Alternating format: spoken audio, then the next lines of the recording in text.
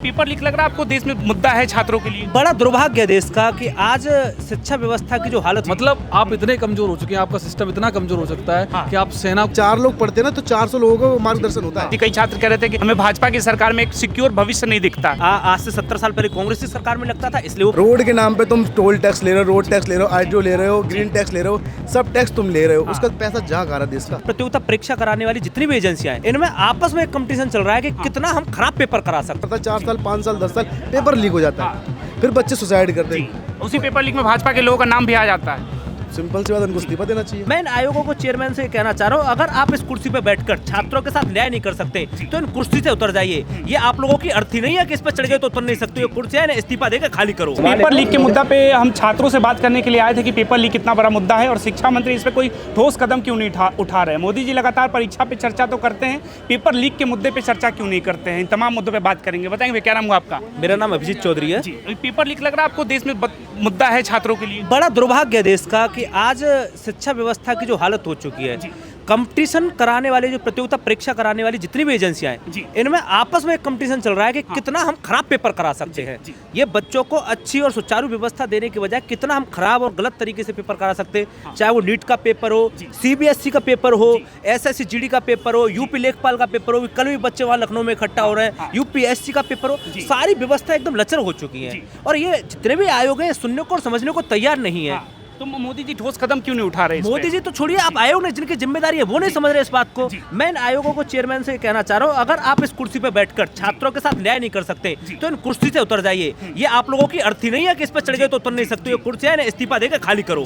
जनता आती है, सिंहासन अपने खाली करो। लेकिन राजनाथ सिंह जी कह रहे इस्तीफे का कल्चर भाजपा में नहीं है जो इस्तीफा होगा। दुर्भाग्यपूर्ण बयान है। राजनाथ सिंह जी बहुत जिम्मेदार व्यक्ति हैं, बहुत हमारे सीनियर राजनेता हैं, और मैं समझता हूँ कि इस्तीफा देना, अगर कोई आदमी गलत है तो इस्तीफा देना चाहिए। इस्तीफा। तो लग रहा है छात्र जो प्रदर्शन कर रहे हैं सड़कों पे, इससे कोई निष्कर्ष निकलेगा? बिल्कुल। अगर इस देश की युवा शक्ति सड़कों पर, जिस देश में युवा आए हैं सड़कों पर, उस देश में बदलाव हुए।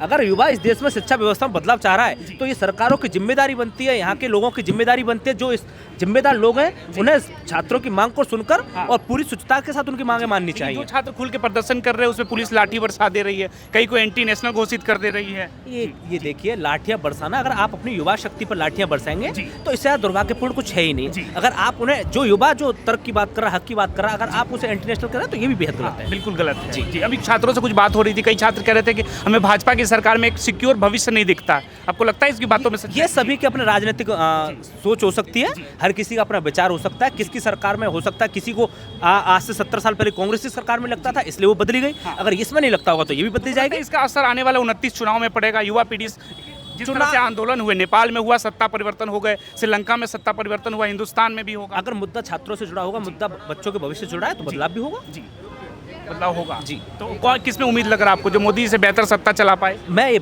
बता रहा हूँ, आप इस बात को राजनीतिक क्यों देना चाह रहे हैं? आप इसे छात्रों की समस्या से क्यों नहीं जोड़ रहे हैं? इसलिए राजनीति हो रहा है, छात्रों को हर चीज को राजनीति क्यों जोड़ रहे हैं? इसको आप ऐसे समझिए, हमारी धर्मेंद्र प्रधान अगर आज इस्तीफा दे दें उससे क्या होगा? उससे होगा क्या? अगर धर्मेंद्र प्रधान आज इस्तीफा दें, कल को फिर कोई आएगा। इससे पहले जो शिक्षा मंत्री थे तब भी पेपर लीक हो रहे थे, आज जो शिक्षा मंत्री तब भी पेपर लीक होंगे, कल को फिर कोई शिक्षा मंत्री आएगा तब भी पेपर लीक होंगे। दिक्कत हमें मंत्री से नहीं है, दिक्कत सरकार से नहीं, दिक्कत है हमारी पेपर लीक। पूरी सिस्टम से, पूरा सिस्टम ऐसा लचर बना दिया है, व्यवस्था ऐसी। तो हम ये चाहते हैं एक स्टूडेंट वेलफेयर बोर्ड बने, जो स्टूडेंट्स के जितने भी प्रतियोगिता परीक्षा होती है उनकी निगरानी करे। आरटीआई बच्चों को, स्टूडेंटों को हक मिलना चाहिए उनका कि इस तरीके से जब वो जिस पेपर की चाहे उसकी पूरी पारदर्शिता उनके पास होनी चाहिए। तो इस तरीके की बात होनी चाहिए, मुद्दों पर बात करनी चाहिए, न कि इससे अगर आप राजनीति से जोड़ देंगे तो फिर सरकारें तो आपका दमन करेंगी। इससे राजनीति से जोड़ के छात्रों के हक के साथ जोड़िए, उनके न्याय के साथ जोड़िए, उनके अधिकार के साथ जोड़िए। तो राजनीति से इसलिए जोड़ा जा रहा है सर, जिन्हें हमने सत्ता में बिठाया है वो राजनीति के थ्रू ही तो सत्ता में बैठे हैं। तो बच्चे कह रहे हैं हमारे भविष्य के साथ राजनीति हो। उन्हें चुनावी तो इन्हीं बच्चों ने है ना, उन्हें चुनावी तो इन्हीं बच्चों ने, उन्हें ऐसा थोड़ी है कि द्वार से परलोक से लोग आए उन्होंने चुन दिया, फिर इन्हीं बच्चों ने चुना है। अगर इन्हीं बच्चों ने चुना है तो कुछ सोच के चुना होगा। अगर इन्हीं बच्चों ने चुना है तो इनके हिसाब से वो काम करेंगे, और नहीं करेंगे तो हटा देंगे वही बच्चे। अगर इन्हीं बच्चों ने चुना है तो बताइए फिर। तो मेरा फिर कहना है कि इसे सत्ता की, इसे किसी राजनीतिक दल की, इसे किसी नेता की लड़ाई न बनाए। ये छात्रों के अधिकार की लड़ाई है। इसमें जो बच्चा एबीपी से जुड़ा हुआ है वो भी दुखदायी पीड़ा पा रहा है, जो कांग्रेस से जुड़ा है वो भी पीड़ा पा रहा है, और सब लोग इसका विरोध कर रहे हैं। ये व्यवस्था के खिलाफ लड़ाई, ना कि किसी पॉलिटिकल पार्टी के खिलाफ। लेकिन कई लोग सवाल पूछ रहे हैं कि मोदी जी परीक्षा पे चर्चा करते हैं, पेपर लीक पे चर्चा नहीं कर रहे हैं। इस पे चर्चा होना चाहिए, नहीं होना चाहिए? आप में भी तो 100 कमियां हैं, आप भी तो इस बात पर चर्चा करें, अपनी कमियों पर चर्चा कर लीजिए। कमियां तो अपनी कमियों पर चर्चा आप कौन करता प्रधानमंत्री है? को डिफेंड क्यों कर रहे हैं? मैं डिफेंड नहीं कर रहा हूं, मैं बात ये कर रहा हूं कि आप उस लड़ाई को दूसरा एंगल दे रहे हैं। लड़ाई छात्रों की, उसे छात्रों के हित पर रहने दीजिए। सवाल इसलिए उठते हैं कि देश के प्रधानमंत्री अगर बॉलीवुड में किसी का शादी हो तो अटेंड करने चले जाते हैं, बच्चे सड़कों पे प्रदर्शन कर रहे हैं, मोदी जी एक ट्वीट तक नहीं कर रहे हैं। ये भी तो इसी देश के नागरिक हैं ना। मुझे एक बात बताइए कि इस देश के प्रधानमंत्री आज से पहले किस आम आदमी के यहाँ शादी में गए थे? हम चाह नहीं रहे वो हमारे यहाँ शादी में आए, हमें फर्क ही नहीं पड़ता वो किसके यहाँ शादी में जा रहा है। हमारा मैटर सिर्फ इतना सा है कि पेपर लीक न हो, पेपर पूरी पारदर्शिता के साथ हो, स्वच्छता के साथ हो। हमें ना मोदी जी से कोई मतलब, ना किसी राहुल गांधी से कोई मतलब, ना किसी और से मतलब, हमें मतलब हमारे भविष्य से। देश के प्रधान की अपनी जिम्मेवारी होती है ना, बिल्कुल तभी होनी तो बिठाया गया चाहिए, उनको। बिल्कुल होनी चाहिए। हम मैं उस बात से कोई मना नहीं करेगा, ये उनकी जिम्मेदारी बनती है। मैं कह रहा हूँ मोदी जी को बात करनी चाहिए, धर्मेंद्र प्रधान जी को समझना चाहिए, छात्रों के जो प्रतिनिधिमंडल उनसे भी बात करनी चाहिए और जो उनकी समस्या उनका निवारण करना चाहिए। ठीक है, और भी लोगों से बात क्या बताएंगे भैया? क्या नाम हुआ आपका? मेरा नाम मृदुल है। आप सहमत हैं इनकी बातों से? पूर्ण रूप से सारे स्टूडेंट सहमत हैं। अगर देश का भविष्य खतरे में, फिर देश का विकास कैसे होगा? आप ये बताइए। एक घर से कोई बच्चा पढ़ाई करके आगे बढ़ता है तो वो उस घर के बच्चे की भविष्य जब बनता है तो पूरे देश का भविष्य बनता है। तो जब कोई माँ बाप अपने बच्चों को पढ़ाता है तो वो उस गांव का नाम रोशन होता है, एक पिलर बनता है देश का। एजुकेशन का एक पॉइंट वो है कि उसको ही आप तुम करप्ट कर रहे हो। जब ऐसे बच्चे लगेंगे फिर करप्शन बढ़ेगा। आप मुझे इतिहास बता दो, कैपिटलिज्म से किस देश का भला हुआ? हर चीज़ तुम कैपिटलिज्म, पूंजीवादी को खात्मा करो। पुराना इतिहास डालो, तुम राजा और रजवाड़ों की बात करते हो सब लोग कि एक तरफा नहीं होना चाहिए। अब वही तुम तो करना चाह रहे हो। चंद लोगों के हाथों में सरकार देना चाह रहे हो, हर जगह अडानी कर रहे हो, प्राइवेटाइजेशन तुम बढ़ावा दे रहे हो। फिर अगर आप मुझे एक बात बताइए, सरकारी चीज़ पे लोगों को बेनिफिट मिलते ना, प्राइवेटाइजेशन करने के बाद वो बेनिफिट मिलेंगे? नहीं मिलेंगे ना। तो कॉमन सी बात है कि आप एजुकेशन को बचाओ, हमारा देश अपने आप बच जाएगा। मेन प्लान हमारा एजुकेशन है। जब 4 लोग पढ़ते हैं ना तो 400 लोगों को मार्गदर्शन होता है। तो भाजपा की सरकार में शिक्षा व्यवस्था अच्छी हुई है आपके अनुसार? अच्छी देखो, बात रही बात जहाँ भाजपा की हो चाहे आम आदमी पार्टी हो, हर नेता ही ऐसा होता है। बाकी अगर देखो सेंट्रल में कोई है तो मैं किसी पार्टी का नाम नहीं लेना चाहूँगा, बाकी समझदार सब कुछ नहीं, हम ही नाम ले लेते। भाजपा की सरकार की बात हम कर रहे हैं। भाजपा ये कहती है हम विश्व गुरु बनाएंगे, तो बिना शिक्षा व्यवस्था बेहतर हुए कैसे विश्व गुरु कैसे बन सकता है? आप खुद बताइए। आपके जो शिक्षा मंत्री हैं उनसे एक इतनी बड़ी गड़बड़ हुई है। आपने पहले एक एसएससी बोर्ड का एग्जाम किसी बोर्ड को दिया था, फिर आप प्राइवेटाइजेशन डाल दिया। उसकी बच्चों से पूछो वहाँ पे एग्जाम सेंटर पे जो बच्चे पेपर देते हैं वो किस अवस्था में पेपर दे रहे हैं। वहाँ पे कोई तरीके की फैसिलिटीज़ नहीं है, पानी तक नहीं बच्चों के पास। वो बच्चे तब भी पेपर, फिर उसके बाद बच्चा मेहनत करता है 4 साल 5 साल 10 साल, पेपर लीक हो जाता है, फिर बच्चे सुसाइड करते हैं। उसी पेपर लीक में भाजपा के लोगों का नाम भी आ जाता है। सिंपल सी बात, उनको इस्तीफा देना चाहिए। ये तो भाई कॉमन सेंस, जिस इंसान से गलतियाँ होती है सजा भी तो उसको मिलेगी। अगर शिक्षा मंत्री से गलती हो रही है तो सजा वो भुगतेंगे। तो लग रहा है आने वाले चुनाव 29 के चुनाव में इसका असर होगा? कॉमन सी बात, असर होगा। असर होगा। अगर आप यूथ को नहीं समझोगे तो यूथ क्या करेगा? रोड पे आएगा। एग्जाम्पल डालो नेपाल, यूथ सब कुछ भ्रष्ट हो रखा है इस टाइम। आप अगर तुमको देख रहा है कि एजुकेशन छोड़ दो, जो नए नए छोटे छोटे व्यापारी वो भी परेशान है। महंगाई आपकी चरम पे जा रही है, इकोनॉमी आपको कुछ क्राइसिस कर नहीं पा रहे हो, प्लस आप कमाने के साधन दे नहीं रहे हो। जो बच्चे एग्जाम मेहनत करके बढ़ना चाहते हैं उसके बाद भी आप उनको पेपर लीक करके उनकी मनोकामनाएं उनकी ठेस पहुंचा रहे हो। कैसे महंगाई है आपके अनुसार लग रहा है? महंगाई अभी एक घरेलू सिलेंडर जो आता है उस पर 39 रुपीज़ बढ़े हैं। तेल के दाम बढ़ गए हैं। पहले 10 साल पहले वही सिलेंडर 350 480 का होता था, आज सिलेंडर 1100-1200 रुपये का आ रहा है। आई थिंक अप्रॉक्स मुझे आइडिया नहीं कितना ही आ रहा होगा। हाँ, जब तेल का प्राइस देखो, आज डीजल का प्राइस मैं कल फ्यूल करवा के आया था, शायद 96-7 है। जब तेल सस्ता था तब तुमने तेल के प्राइस कम नहीं करे थे, आज तुमने तेल के 96 कर दी, 7, चलो ठीक है मानते। सीएनजी का प्राइस 35 रुपीज़ था, आज 98, 97, 99, हर स्टेट का अलग प्राइस है।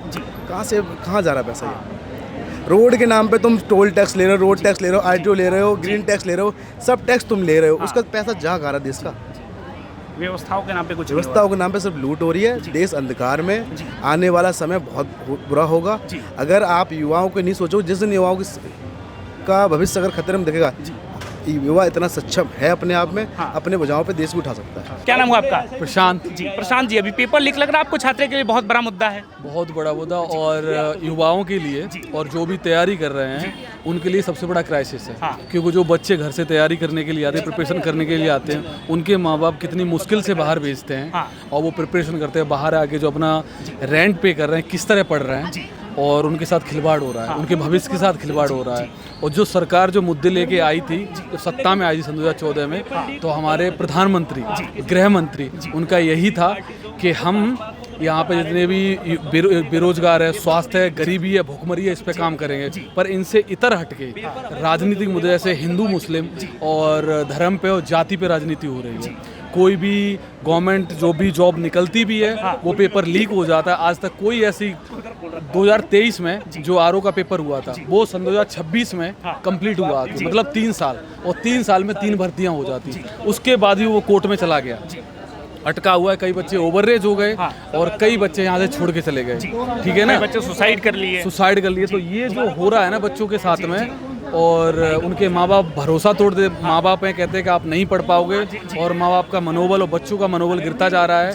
तो इस तरह से जो बच्चों के साथ खिलवाड़ हो रहा है, तो बच्चों का भरोसा उठता जा रहा है गवर्नमेंट जॉब से कि इस तरह वो एक्शन क्यों नहीं ले रहे? युवा पीढ़ी की बात करते हैं, युवाओं की बात करते हैं, विश्व गुरु बनाने की बात करते हैं, बिना छात्रों को केंद्र में रखे हुए कैसे हो पाएगी? इसका यही है कि उनके लिए सबसे बड़ी बात ये है कि मुझे वोट कहाँ से मिल रहा है। उन्हें सत्ता और अपनी गद्दी पे आ रही है। तो जो हमारी जनता भी है ना, कि जिस चीज़ की तरफ भागती हुई टीवी पे देखती है, आपको जाति के नाम पे, धर्म के नाम पे जो राजनीति की जा रही है, तो उसी के लिए वोट दे रही है। तो उन्हें मालूम है हमें वोट कहाँ से मिलेंगे, तो वो क्यों जॉब पे काम करेंगे। ये सिस्टम ही पूरी तरह से करप्ट है, पूरा सिस्टम ही ऊपर से नीचे तक करप्ट है, ठीक है ना। कोई भी सरकारी फॉर्म निकलता है और कोई भी परीक्षा होती है, पीसीएस का पेपर हुआ उसमें भी धांधली हुई, ठीक है ना, और कोई भी सिविल सर्विस का है, चाहे वो कांस्टेबल उठा लो, कुछ भी, अभी नीट का पेपर हुआ, नीट में कितने बच्चों के साथ, लाखों बच्चों के साथ खिलवाड़ हुआ, ठीक है ना। और आप नीट का अब आपने क्या किया कि एयरफोर्स पेपर ले जाएगा, मतलब आप इतने कमजोर हो चुके हैं, आपका सिस्टम इतना कमजोर हो सकता है कि आप सेना को लगा रहे हैं, तो आपको सेना की जरूरत पड़ गई, आप खुद निगरानी करेंगे, तो आपका सिस्टम कितना कमजोर हो सकता है। तो मैं यही कहूँगा कि आप युवाओं पे, बेरोजगारी, भुखमरी, स्वास्थ्य पे, जनता, किसान, इस पे आप फोकस करें। आप जाति धर्म से और इससे उठ के इतर अपने युवाओं पे काम करें, बेरोजगारी पे काम करें, ये सबसे बढ़ के। बस मैं इतना ही कहता हूँ। जय हिंद, जय भारत।